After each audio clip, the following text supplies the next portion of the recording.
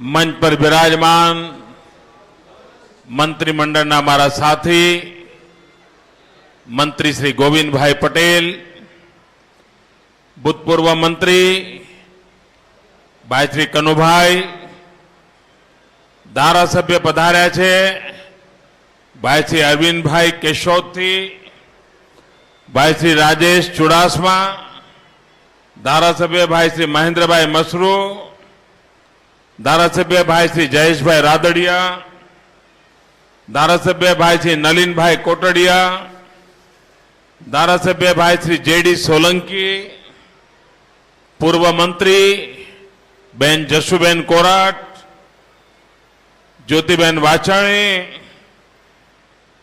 जिला पंचायत प्रमुख बेन देवीबेन, मंच पर विराजमान समाजना सर्वे आगेवानो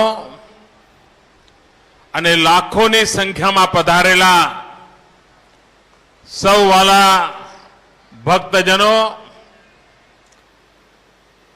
आज अषाढ़ी बीज गुजरात में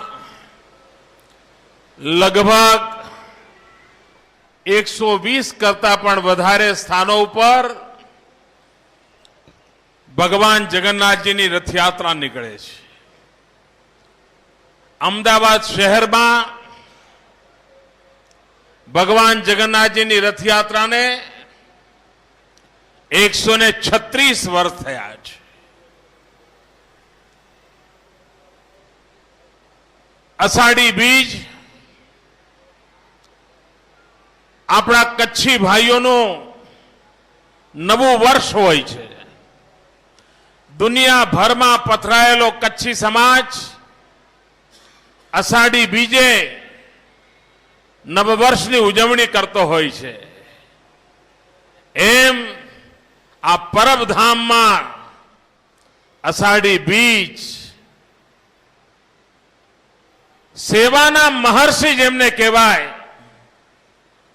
सेवानु जेने तीर्थ क्षेत्र कहेवाय, सेवा धाम तरीके जेनी नामना थाय एवा परबधाम में देवदास बापू अमरमा एमनी दिव्य यात्रानु आ पुण्य दिवस समाधि प्राप्त करीने दिव्य यात्रानु जेमणे प्रयाण कर्यु एवी पवित्र वेळाए आजे मने आ सेवाना धाम में आववानुं सौभाग्य मळ्युं।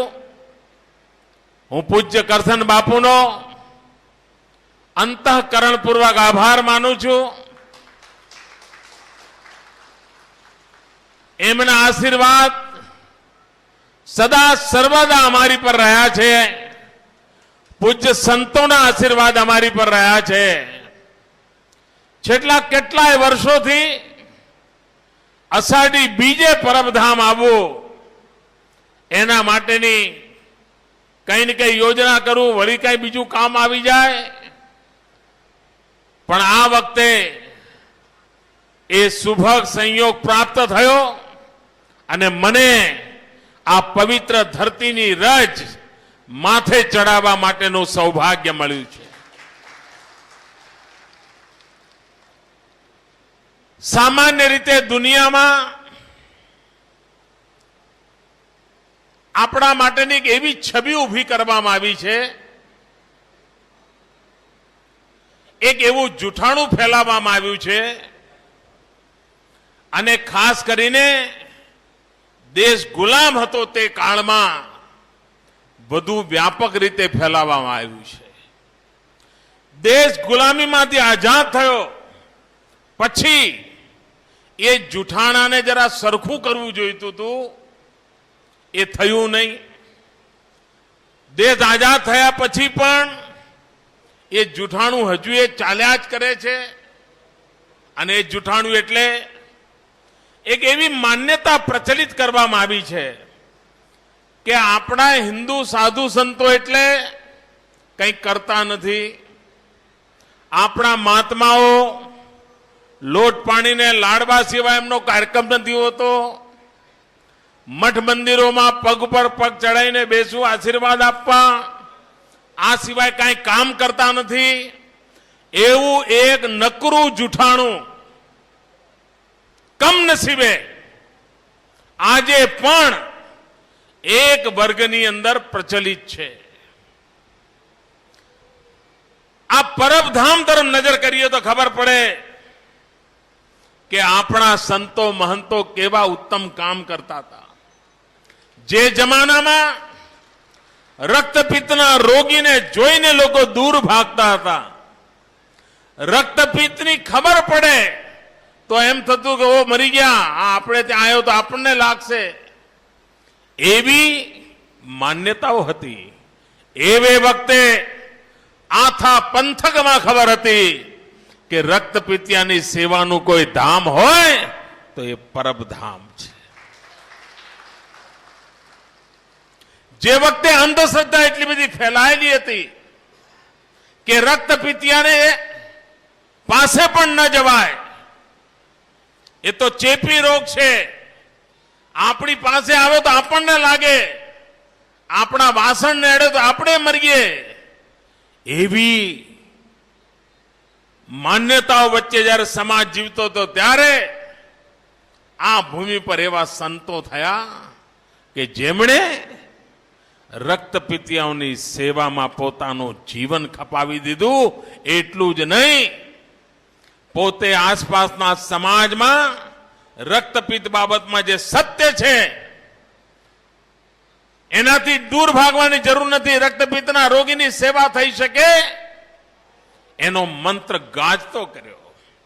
અને મહાત્મા ગાંધીએ પણ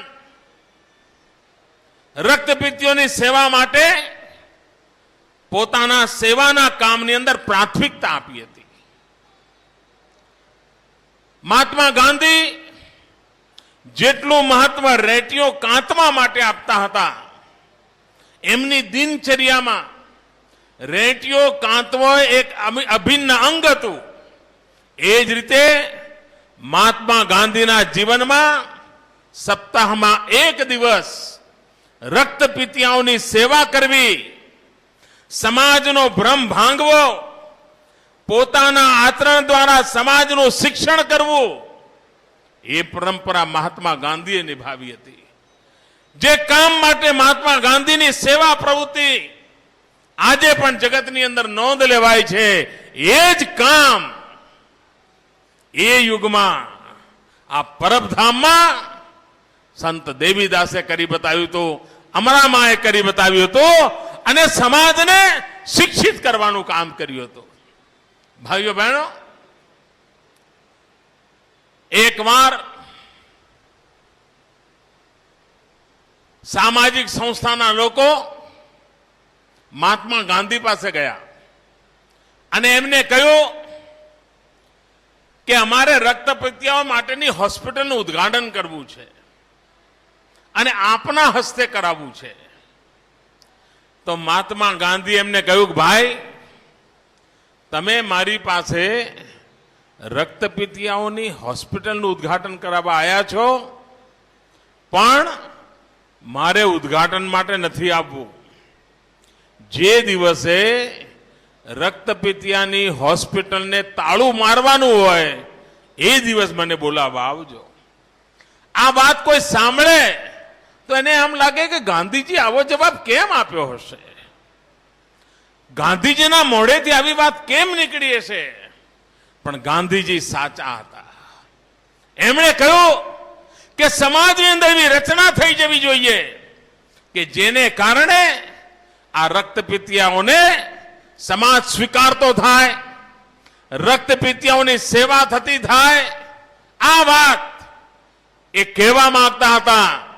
મહાત્મા ગાંધીજીને એમના જીવનમાં રક્તપિતિયાઓની હોસ્પિટલને તાળું મારવાનું સૌભાગ્ય નહોતું મળ્યું. પણ ભાઈઓ બહેનો, સંત દેવીદાસ જેવાઓની તપસ્યા, મહાત્મા ગાંધી જેવાની સમાજ જાગરણ માટેની સતત પ્રવૃત્તિ, અને એ બધાનું પરિણામ એવું આવ્યું કે આ મહાપુરુષોએ જે કામ કર્યું અને મારા નસીબમાં રક્તપિત્તની હોસ્પિટલને તાળું મારવાનું સૌભાગ્ય આવ્યું. જે કામ ગાંધીજીની ઈચ્છા હતી કે રક્તપિત્તના અસ્પતાલને તાળા વાગે, ભાઈઓ બહેનો મારે ગર્વ સાથે કહેવું છે કે ગુજરાતમાં રક્તપિત્તની હોસ્પિટલોને તાળા વાગ્યા. કારણ રક્તપિત્તના રોગીઓની સંખ્યામાં જે તેજીથી ઘટાડો થયો, સમગ્ર રાજ્યમાં આપણે રક્તપિત્તના દર્દીઓ માટેની સારવારનું એક અભિયાન ચલાવ્યું અને અભિયાનનું પરિણામ એ આવ્યું કે સમગ્ર ગુજરાતમાંથી આપણે હજારે અમુક જે સંખ્યા જોઈએ એના કરતા નીચે લાવવામાં આપણે સફળ થયા અને પરિણામે આજે સમાજની અંદર રક્તપિત્તિયા માટે જે નફરત હતી, કુટુંબમાંથી કાઢી મૂકવામાં આવતા હતા, એ સમસ્યામાંથી આજે બહાર આવ્યા અને આજે આપણે ત્યાં રક્તપિત્તિયાઓની સેવા માટે અલગ હોસ્પિટલની જરૂર ન પડે એવી સામાજિક ચેતનાનું વાતાવરણ આજે આપણે ત્યાં ઊભું થયું છે. એના મૂળમાં સંત દેવીદાસજી જેવા મહાપુરુષો છે કે જેમણે વર્ષો પહેલા આ અલગ જગાવી અને સમાજની અંદર એક નવું ઉદાહરણ પૂરું પાડ્યું હતું. ભાઈઓ બહેનો, આજે પણ આ એકલા સૌરાષ્ટ્રની વાત કરીએ આપણે, એકલા સૌરાષ્ટ્રની 20-25 કિલોમીટર તમે આમ જાઓ કોઈ પણ દિશામાં, ક્યાંક ને ક્યાંક સંતની કોઈને કોઈ મઢુલી મળે, કોઈક સંત બિરાજમાન હોય અને નાનું મોટું અન્ન ક્ષેત્ર ચલાવતા હોય. ક્યારેય કોઈ ભૂખ્યો અહીંથી પાછો ન જાય એ પરંપરા આ અમારા સંતો નિભાવે છે. અનેક સંતો આજે હોસ્પિટલો ચલાવે, શાળાઓ ચલાવે, અન્ન ક્ષેત્ર ચલાવે, સંસ્કાર સુધારણાનું કામ ચલાવે, નશા મુક્તિ માટેનું કામ ચલાવે, વ્યસન મુક્તિ માટેનું કામ ચલાવે અને એના માટે આજે પણ સંતો ભેગ ધરીને કામ કરતા હોય છે. ઉમરગામથી અંબાજી આદિવાસી પટ્ટીમાં આપણે જઈએ, આજે પણ અનેક સંતો ત્યાં આપણને વિચરતા જોવા મળે અને આપણે પૂછીએ તો કે 15 વર્ષથી અહીંયા બેઠો છું, કોઈ કે 20 વર્ષથી બેઠો છું, અને કામ શું કરે? વ્યસન મુક્તિનું કામ કરે. આદિવાસી ભાઈઓના સંતાનો ભણાવવા એની ચિંતા કરે. પરંતુ કમનસીબે આપણી આ જે સંત પરંપરા છે, ઋષિ મુનિઓની જે પરંપરા છે, એ પરંપરામાં જે સેવાનો ઉત્તમ માર્ગ બતાવ્યો છે એની કમનસીબે ચર્ચા નથી થતી. સમય બદલાણો છે. હું તો અમારા સંતા મહંતોએ હમણાં તમિલનાડુમાં એક સરસ પ્રયોગ થયો. તમિલનાડુની એક સામાજિક સંસ્થાએ સંતો દ્વારા જે સેવા કાર્યો ચાલે છે એનું એક મોટું પ્રદર્શન ગોઠવ્યું હતું. બધા સંતોને કહ્યું કે તમારી સંસ્થા દ્વારા જેટલા પણ સેવા કાર્યો ચાલે છે એ આવીને અહીંયા લોકોની સામે મૂકો. અને લોકોને આશ્ચર્ય થયું કે આપણા સંતો દ્વારા કરોડો બાળકોના શિક્ષણ અને સંસ્કારનું કામ ચાલે છે. આપણા સંતો દ્વારા ગરીબોને મફતમાં દવા મળે એના માટે હજારોની સંખ્યામાં હોસ્પિટલો ચાલે છે. આપણા સંતો દ્વારા આ સમાજની અંદર સંસ્કાર પ્રવૃત્તિ ચાલે, માતાઓનું ગૌરવ વધે, દીકરી બચાવવાનું કામ થાય, એના અભિયાનો ચાલે છે. જ્યારે બધું એક જગ્યાએ મૂક્યું તો લોકોને આશ્ચર્ય થયું કે આપણા દેશ પાસે આટલી મોટી શક્તિ છે. સમાજે આ સંત પરંપરા તરફ જવાની એક દ્રષ્ટિ બદલવાની આવશ્યકતા છે. આ મહાન કામ તરફ જોવાની આવશ્યકતા છે. અને હિન્દુસ્તાનમાં પણ આપણે તો અનુભવ કર્યો છે. ગુજરાતમાં કોઈ પણ વખત કુદરતી આફત આવે, અતિવૃષ્ટિ થઈ હોય, દુષ્કાળ થયો હોય, સરકાર પોતાની રીતે કંઈ ને કંઈ કરતી હોય, પણ જો નજર કરીએ તો ખબર પડે કે આપણા મઠ મંદિરો, આપણા સંતો એમના ગજા કરતા પણ વધારે કામ કરીને આ દુખિયારાઓની સેવા કરતા હોય છે, અબોલ પશુઓની સેવા કરતા હોય છે. આજે પણ પાંજરાપોળો ચલાવવાનું, ગૌશાળાઓ ચલાવવાનું કામ કોણ કરે છે? આ સંત પરંપરાને અબોલ પશુઓની સેવા કરવાનું કામ પણ આ સંત પરંપરામાં થાય છે. આજે પણ તમે જોયું હમણાં ઉત્તરાખંડની અંદર આટલી મોટી આફત આવી ગઈ. એ આફત વખતે અનેક મેં એવા સાધુ સંતોને જોયા, અમે એવી સામાજિક સંસ્થાઓને જોઈ કે જે લોકો તરત જ દોડી જઈને જેટલી પણ પોતાનાથી મદદ થઈ શકે એ મદદ કરવા માટે હાથ લંબાવ્યો હતો. આ એક ઉત્તમ શક્તિ છે, સમાજને સમર્પિત શક્તિ છે. એ સમાજની ઉત્તમ શક્તિ, સમર્પિત શક્તિ, એને જો એક તાંતણે બાંધવામાં આવે, સમગ્ર હિન્દુસ્તાનની અંદર સંત શક્તિ, સેવા શક્તિ એનો સુમેળ કરીને એક જો કામને ઉભું કરવામાં આવે તો આખી દુનિયાને આશ્ચર્ય થશે. કરોડો કરોડો લોકોની સેવામાં ખપી ગયેલી આ આખી અમારી સંત પરંપરા આજે પણ એ કામને નિભાવી રહી છે. અને એમાં અમારા કરશનદાસ બાપુ પણ એક શિરમોર તરીકે કામ કરી રહ્યા છે. કોઈ પણ વ્યક્તિ પરબધામમાં આવે, એક વાતનો ઉલ્લેખ કર્યા વિના જાય જ નહીં.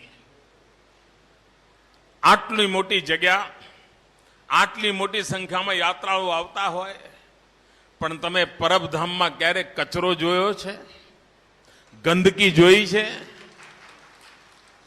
આ સ્વચ્છતા અમસ્તું નથી આવી.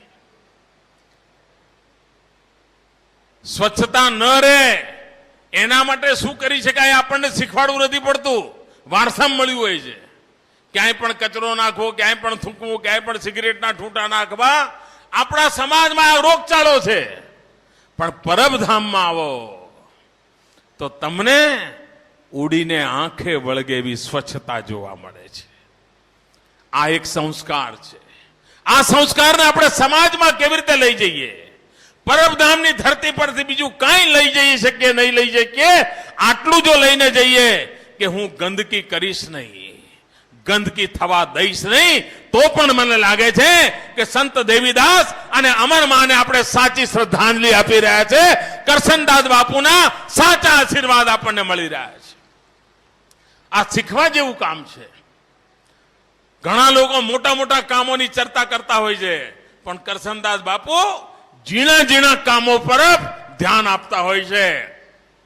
અને એના કારણે સમાજની અંદર એક નવી પરંપરા ઉભી થતી હોય છે. ભાઈઓ બહેનો, હિન્દુસ્તાનની આઝાદીની લડાઈ તરફ નજર કરીએ તો આઝાદીના જંગની તરફ જોઈએ તો આપણા ધ્યાનમાં આવશે દેશ ગુલામ હતો અને ગુલામીની અંદર આ દેશને ગુલામ કરનાર બધા લોકોએ એક કામ તરફ ધ્યાન કેન્દ્રિત કર્યું હતું કે અહીંનો સમાજ અહીંની પરંપરાઓથી વિખૂટો પડી જાય, અહીંનો સમાજ અહીંની સંસ્કૃતિથી વિખૂટો પડી જાય, અહીંનો સમાજ આ દેશ માટે જે ગર્વ કરે છે એ ગર્વ કરવાનું બંધ કરે. એના માટે લોભ, લાલચ, ભય જે કોઈ રસ્તા અપનાવવા પડે આ આક્રાંતાઓએ અપનાવ્યા હતા, આપણા ઉપર શાસન કરનારાઓએ અપનાવ્યા હતા. એ વખતે સમાજની ચેતનાને જાગતી રાખવાનું કામ એ જમાનામાં પણ ગુલામી હતી તો પણ આપણા સંતો, મહંતો અને આચાર્યોએ કર્યું હતું. આ ઇતિહાસ સાક્ષી છે. મિત્રો, મોટા મોટા મઠ મંદિરો હતા, બીજી બાજુ મોટા મોટા રાજા રજવાડાઓ હતા. ઇતિહાસ તરફ નજર કરો તો ધ્યાનમાં આવશે અનેક રાજા રજવાડાઓએ પોતાની મજબૂરીને કારણે, સ્વાર્થને કારણે, કઠિનાઈને કારણે અંગ્રેજ સલ્તનત સાથે દોસ્તી કરવા